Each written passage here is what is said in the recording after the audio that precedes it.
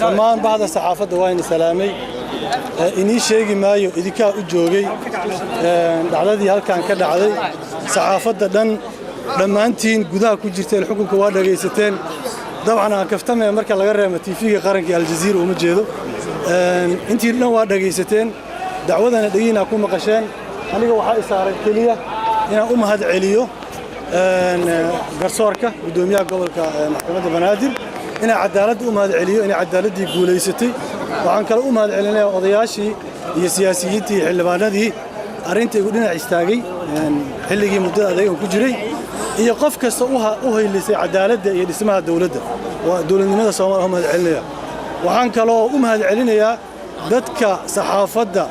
iyo dadweynaha Soomaaliyeed ee meel kasta ay joogaan ka taageeray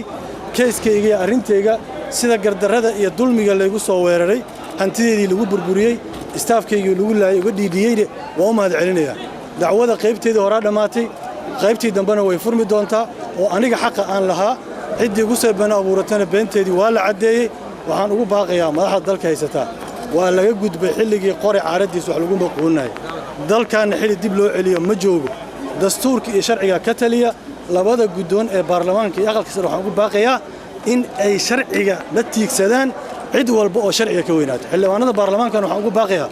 dalka waxa lagu wada joogi karaa waa sharci ciddii gabtay mas'uuliyaddeeda inay kula xisaabtamaan labada aqal dhexdooda maasantii